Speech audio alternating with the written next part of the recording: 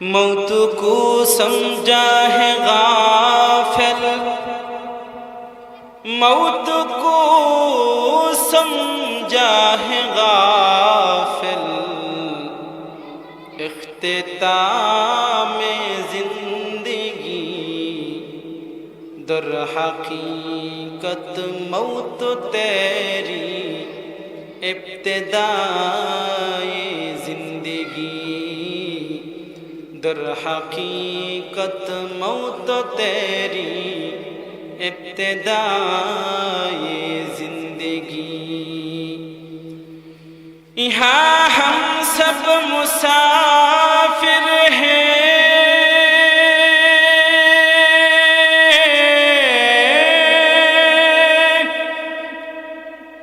यहाँ हम सब मुसाफिर हैं, वही आखिर ठिकाना, कोई आगे रवाना है, कोई पीछे रवाना। मुसाफिर हर कुजा बाशद, मुसाफिर हर कुजा बाशद, अतन राया दमी दारद, चुबुलबुल दर कफस बाशद, चमन राया दमी दारद, चुबुलबुल दर कफस बाशद, चमन राया दमी दारद। ये चमन सहरा भी होगा,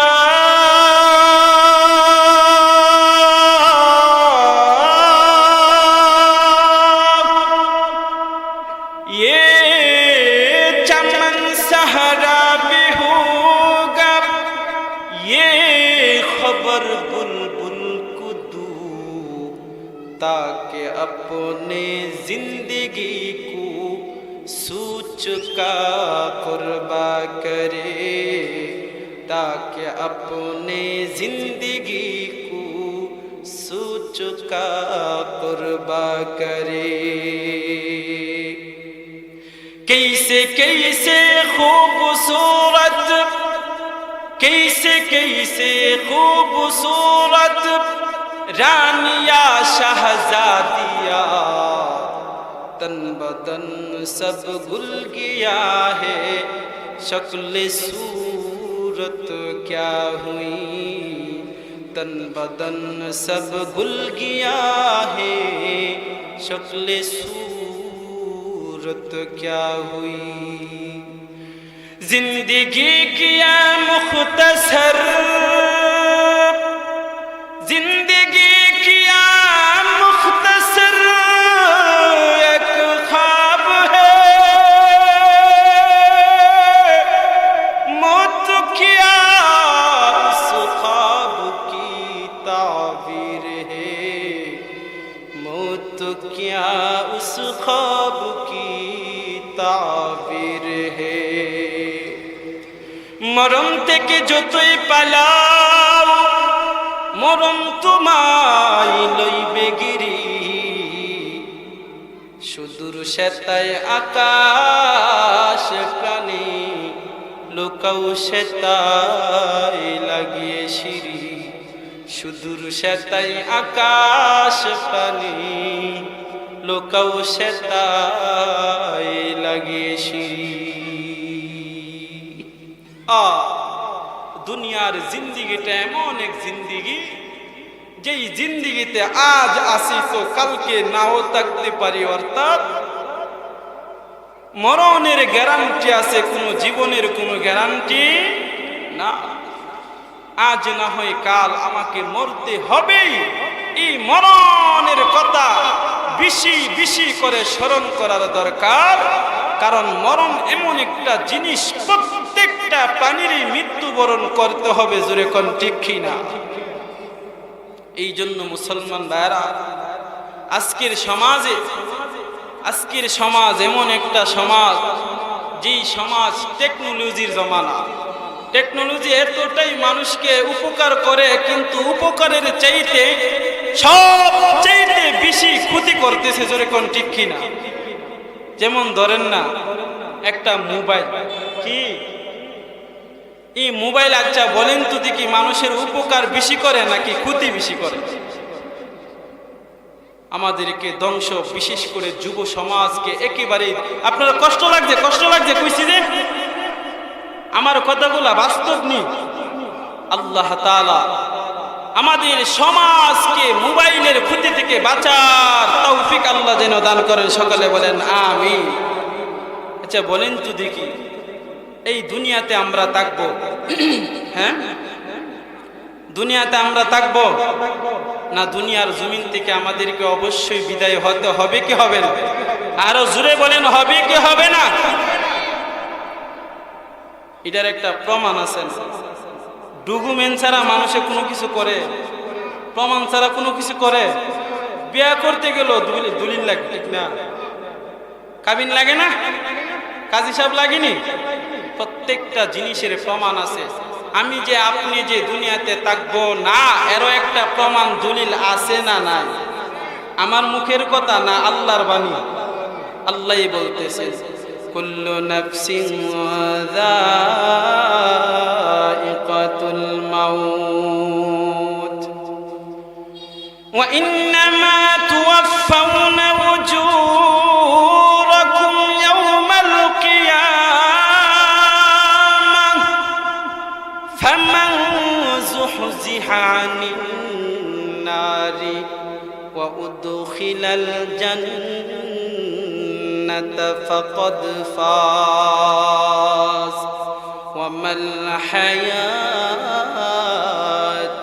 দুনিয়া ইল্লা মাতাউল গুরুর। আল্লাহ পাক রব্বুল আলামিন দুনিয়ার সমস্ত মানুষদেরকে ডেকে ডেকে বলতেছেন, এই দুনিয়ার মানুষেরা, এই দুনিয়ার জমিনে তোমরা কেহ নিজের ইচ্ছায় আসো নাই, আমি আল্লাহর ইচ্ছায় তোমাদেরকে দুনিয়াতে পাঠাইলাম। আপনারাই বলেন তো দেখি, দুনিয়াতে আমরা আইছি নাকি আমার আল্লাহ আমাদেরকে পাঠাইছে? এই জন্য যুবক, মুরব্বী, বাবা, পর্দার আড়ালের মা, একটুখানি খেয়াল করে আমার কথাগুলা শুনবেন।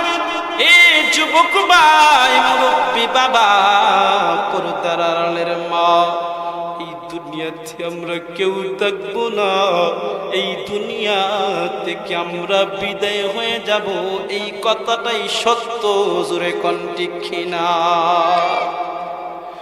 দুনিয়ার জমিন এমন একটা জমিন, যে জমিনে কেউ থাকবো না, কেউ থাকবো না। এই দুনিয়ার জমিন আমাদেরকে ছাড়তে হবে। 100 বৎসর পরে হলেও দুনিয়ার জমিন, দুনিয়ার মায়া ত্যাগ করতে হবে। সুতরাং টাকাওয়ালা ভাই, টাকার গরম কেন তুমি দেখাও? এ পয়সাওয়ালা ভাই, তুমি পয়সার গরম কেন দেখাও? কেন দেখাও বলো? এই দুনিয়ার জমিন তো তোমাকে একদিন গ্রাস করে ফেলবে, মাটির ভিতরে তোমাকে চলে যেতে হবে। এই মাটি তোমাকে একদিন খেয়ে ফেলবে, মাটির ভিতরে তুমিও চলে যাবা। তুমি তাকাও, এখানে যারা আছে তাদেরও এমন আছে, তাদেরও মা বাবা দুনিয়া থেকে বিদায় হয়েছে, এরকম আছে না? না, এখানে এমনও আছে যার দুঃখিনী মা না,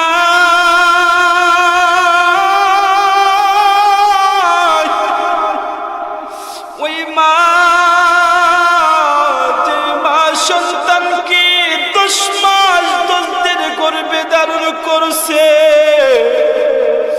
ওই মা, যেই মা নিজে না খায়া সন্তানের মুখে খাবার তুলে দিছে, ওই মা যে মা কোন শীতের মধ্যে সন্তান প্রস্রাব করে দিছে, কিন্তু নিজে সন্তানের প্রস্রাবের মধ্যে সারা রাত্র শুয়া সন্তানকে বুকের মধ্যে জড়ায়া সারা রাত্র কাটায়া দিছে, এরকম আছে না নয়? এই যুবক ভাই তুমি শোনো, এত আদরের মা, ওই মা দুনিয়াতে না, যার মা হারাইছে সে বুঝে মার কত ব্যথা, যার বাবা হারাইছে সে বুঝে বাবার কত ব্যথা। এই জন্য যুবক ভাই মুরব্বী বাবা, আমি যে কথাটা আপনাদেরকে বলতেছিলাম, এই দুনিয়াতে আজকে আছি কালকে নাও থাকতে পারে, এই দুনিয়ার জমিন ছাড়তে হবে, দুনিয়াতে থাকবো না। তাহলে তুমি আমি কেন দুনিয়াতে তো বড়াই করি আর বেড়া ঘুরি আর করি বাহাদা করি? এই তো বাহানা, এত বাহানা আর এত লুপ লালসা চাকচিক্যের মধ্যে পয়রা এত সুন্দর জীবন তুমি নষ্ট করতেছো, তোমার বিবেকে কি একটু বাধা দেয় না? এ ক্ষমতাওয়ালা ভাই, তোমার মতো ক্ষমতাওয়ালা দুনিয়াতে অভাব ছিল না। কত ক্ষমতাওয়ালা দুনিয়ার জমিনে ছিল। বান্দা ফেরাউনের নাম শুনছেননি? ফেরাউন কত বড় ক্ষমতার মালিক ছিল, ওর দুটা জাহানের প্রধানমন্ত্রী ছিল, রাজ্যের রাজা ছিল। সমস্ত পৃথিবীটা ছোট নাকি বড়? এত বিশাল বড় রাজ্যের রাজা ছিল ফেরাউন। ওই ফেরাউন দুনিয়ার জমিনে থাকতে পারছে নাকি দুনিয়ার জমিন থেকে বিদায় হয়ে গেছে? কেমনে বিদায় হয়েছে ফেরাউনের ঘটনা বলবো নি? বলবো। ফেরাউন বড় আল্লাহওয়ালা ছিল, হ্যাঁ না শয়তানের টুলি ছিল? হ্যাঁ, শয়তানের বন্ধু। আর শয়তানের বন্ধু কেমন লাঞ্ছনাদায়ক মরছে, এবার একটুখানি শুনে। ক্ষমতার মালিক ছিল, কেমন ক্ষমতার মালিক! ফেরাউন নিজেকে নিজে খোদা মনে করত, নিজেকে নিজে খোদা মনে করত, নিজেকে নিজে ভগবান মনে করত, নিজেকে নিজে আল্লাহ মনে করত। এবার ফেরাউনের রাজ দরবারে যারা নাকি তাকে খোদা মানে না তাদেরকে মেরে ফেলে, যারা তাকে খোদা মানে না তাদেরকে জেলখানায় পাঠা দেয়, এমনকি আগুনে জ্বালায়া পুরা শেষ করে ফেলে। এত বড় নিষ্ঠুর ফেরাউন ক্ষমতার মালিক ছিল। ওই দিক দিয়া পয়গম্বর মূসা নবীর নাম শুনছেন? পয়গম্বর মূসা নবী কিসের দাওয়াত দিতেন? কালিমার দাওয়াত, একাত্মবাদের কালিমার দাওয়াত। আল্লাহর পয়গম্বর মূসা নবী কালিমার দাওয়াত দেয়। আমার আল্লাহ একাত্মবাদের কালিমার দাওয়াত পয়গম্বর মূসা নবী দিতেছে। ওই খবরটা ফেরাউনের কানের মধ্যে চইলা গেছে। ফেরাউনের সেনাপতি যারা, উজির নাজির যারা, এমপি মন্ত্রী যারা, সবাই ফেরাউনকে খবর দিছে, কি ব্যাপার, আপনার গড়ে খাইছে, আপনি যাকে লালন পালন করেছেন ওই মূসায় অন্য খোদার অনুসারী আপনাকে খোদা বলে মনে করে না, সে অন্য খোদার দাওয়াত দিয়া মানুষের দ্বারে দ্বারে বেড়াইতেছে। এবার ফেরাউনের মাথাটা গরম হয়ে গেছে। এবার ফেরাউন এমপি মন্ত্রী সমস্ত মানুষের খবর শুনিয়া এবার ফেরাউন দেখা গেল মাথাটা গরম হয়ে ঘোষণা দিয়া দিছে, মূসা এবং মূসা মুসার উত্তরসূরি অর্থাৎ কালিমাওয়ালা যারা আছে সবাইকে দুনিয়া থেকে বিদায় করে দিবে। ওই খবরটা যখন এলান করে দিছে আল্লাহর পয়গম্বর মুসা নবী ঈমানওয়ালাদেরকে বাঁচানোর জন্য এক রাজ্য থেকে আরেক জায়গায়, এক রাজ্য থেকে অন্য রাজ্যে রওনা দিছে। কারণ ফেরাউন যে নিষ্ঠুর, ওই ফেরাউন সমস্ত ঈমানদারদেরকে হত্যা করে ফেলবে, কারণ সে বড় শক্তিশালী। আচ্ছা বলেন তো দেখি, যতই শক্তিশালী হোক না কেন আমার আল্লাহর চাইতে বেশি নাকি কম? এবার আল্লাহর পয়গম্বর মুসা নবী ঈমানওয়ালাদেরকে নিয়ে এক রাজ্য থেকে আরেক জায়গায় রওনা দিছে। এবার ঈমানওয়ালাদেরকে নিয়ে চলতেছে হঠাৎ করে চলতে চলতে পিছন দিক দিয়া দাওয়া করতেছে ফেরাউনের সেনাবাহিনী। ফেরাউন সহ হাজার হাজার লক্ষ লক্ষ সেনাপতিদেরকে নিয়া এবার পয়গম্বর মুসা নবীকে দুনিয়া থেকে বিদায় করে দিবে। ঈমানওয়ালা যারা তাদেরকে দুনিয়া থেকে বিদায় করে দিবে, ওই কথাটা পয়গম্বর মুসা নবীর কানে যাওয়ার পরে ঈমানওয়ালা বাহিনীদেরকে নিয়া সামনের দিকে যাইতেছে, পিছন দিক দিয়ে দাওয়া করতেছে ফেরাউনের দল। আর সামনের দিকে যাইতে যাইতে যাইতে যাইতে গিয়া দেখি বিশাল বড় একটা নদী, যেই নদীর মধ্যে কোনো ব্রিজ নাই, যেই নদীর মধ্যে কোনো পদ্মা নদীর মধ্যে যেই ব্রিজ আছে ব্রিজ নাই, যমুনা নদীর উপর দিয়া যেই ব্রিজ ওই ব্রিজ নাই, আমাদের মেঘনা নদীর উপর দিয়া যেই ব্রিজ এত ভিআইপি ব্রিজ নাই। আল্লাহর পয়গম্বর মুসা নবীকে দেখি কোনো ব্রিজের ব্যবস্থা নাই, কোনো নৌকা নাই, কি দিয়ে এত ঈমানওয়ালাদেরকে বাঁচাবে? ঈমানওয়ালাদেরকে বাঁচানোর দায়িত্ব কার? আরো জোরে বলেন কার? আল্লাহর পয়গম্বর টেনশনের মধ্যে পড়ে গেছে, আল্লাহর পয়গম্বর পেরেশানির মধ্যে পড়ে গেছে। আল্লাহ দেখতেছেন কি না আমার আল্লাহ কিভাবে ঈমানদারদেরকে বাঁচান? আল্লাহ তাআলা ডেকে ডেকে বলতেছেন, রে মুসা টেনশনের কোনো কারণ না, তোমার হাতে যে লাঠিটা আছে ওই লাঠিটা দিয়া তুমি সমুদ্রের মধ্যে আমি আল্লাহর নাম বইলা বাড়ি দাও। আল্লাহর পয়গম্বর আল্লাহর কথা শুনিয়া সঙ্গে সঙ্গে লাঠি দ্বারা ওই সমুদ্রের মধ্যে একটা বাড়ি মারছে। বাড়ি দিতে দেরি হইছে, আল্লাহর তৈরি কুদরতি ভাবে ওই সমুদ্রের পানি দুই পাশে সরে গিয়ে সুন্দর রাস্তা হইতে দেরি হয় না। এবার আল্লাহর পয়গম্বর এত সুন্দর রাস্তা হয়ে গেছে,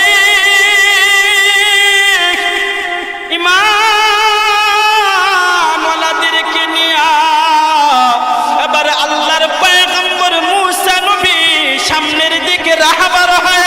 এবার সমুদ্রে যে রাস্তা হয়েছে লাঠির বাড়ি দ্বারা ওই যে রাস্তার মধ্যে নাইমা গেছে, হাঁটতেছেন হাঁটতেছেন হাঁটতেছেন হাঁটতে হাঁটতে হাঁটতে হাঁটতে সমুদ্রের ওই পারের কাছাকাছি চলে গেলেন।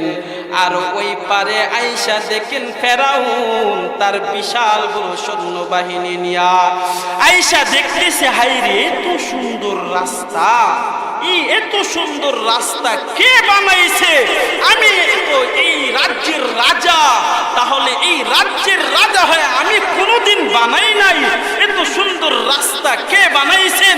আরে ফেরাউন তো বানাই নাই, তাহলে কিভাবে দেখবে আর জানবে কে বানাইছেন রাস্তা? আরো জোরে বলেন কে?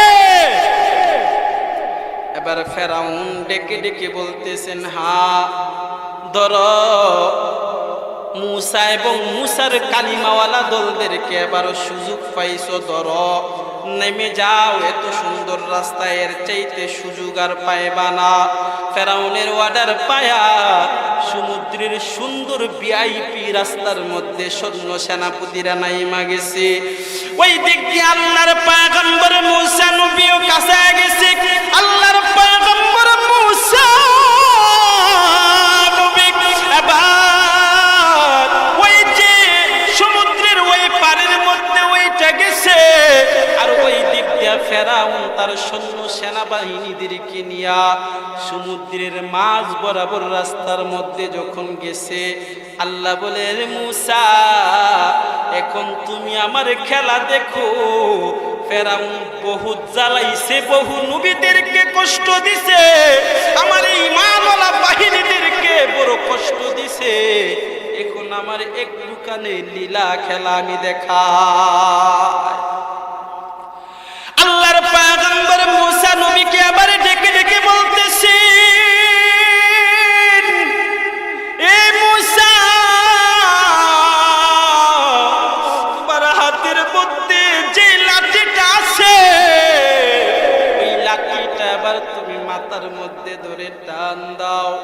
সঙ্গে সঙ্গে মূসা নবী ওই লাঠিটার মধ্যে ধরে টান দিছে, আর ওই পাশ থেকে সমুদ্রের পানিগুলা একদিক দিয়া লাঠি উঠায়, আর একদিক দিয়া ওই সমুদ্রের দুই পাশের মাটি এরকম ভাবে প্লাবনের মতো ঝড় তুফানের মতো আক্রমণ করতে শুরু করলো। একে একে দেখা গেল তাফসীরের কিতাবের মধ্যে পাইলাম এবার ফেরাউনের যে সৈন্য সেনাপতিরা দিয়েছিল সমস্ত সেনাপতিরা একে একে নিহত হইতে লাগলো। এত বড় তুফান শুরু হয়ে গেছে। সমুদ্রের পানি যখন দুই পাশের মাটি যখন তাকে এরকম ভাবে আক্রমণ করতে লাগলো, এরকম তুফান যার কারণে ফেরাউনের দল বুলবুলা আস্তে আস্তে মরতে মরতে সবগুলাই সাফ হয়ে গেছে। এখন সিরিয়াল হলো ফেরাউনের। ফেরাউন ছিল অনেক লম্বা, কি ছিল? ফেরাউন অনেক ওয়াডা ছিল, তাল গাছের মতো লম্বা ছিল। এবার আল্লাহর পয়গম্বর মূসা নবী এগুলা তাকায় তাকায় দেখতেছে। শেষ পর্যায়ে দেখা যায় ফেরাউন তাকায় দেখে তার সঙ্গে হাজার হাজার সৈন্যবাহিনী ছিল, ঘোড়া ছিল, উট ছিল, বল্লম ছিল, যত যুদ্ধের যন্ত্রপাতি ছিল, যত সৈন্যবাহিনী ছিল সব কুইলা ময়রা সাপ। এখন শুধু ফেরাউনকে যখন ঢেউ বাড়ি দিছে, নাহে মুহে যখন পানি ঢুকতাছে, ফেরাউন নিজেকে নিজে বুঝাইতেছে, রে ফেরাউন এতদিন যাই করছস আর করছস, এখন যদি বাঁচতে চাস তাহলে মূসার খুদাকে মানা ছাড়ার কোনো দ্বিতীয় রাস্তা না। মরণ খালি আবার ফেরাউন চিন্তা ফিকির করে দেখে এখন যদি মূসার খুদার অনুসরণী না হয়, এখন যদি মূসার খুদার ঈমান না আনি তাহলে বাঁচার কোনো সম্ভব নাই। এবার ডিসিশন করে ফেললেন মূসার যে খুদার ঈমান আনবে। আল্লাহ বলে এত সহজ নাকি ঈমান আনবে? এমন সময় আল্লাহ তাআলা বলেন, এরে ফেরেশতারা যাও, জলদি করে যাও। ওই ফেরাউন এত জ্বালানোর পরে যদি আমি আল্লাহর ঈমান এনে ফেলে তাহলে দুনিয়ার মানুষ কি না জানি ভাবে এত জ্বালাইছে, অনেক জ্বালাইছে, আল্লাহ আবার তারে মাফ কইরা দিছে। আসলে আল্লাহ ফেরাউনের কপালে হেদায়েত রাখে নাই। আল্লাহ তাআলা বলেন, এ ফেরেশতারা যাও, জলদি করে যাও।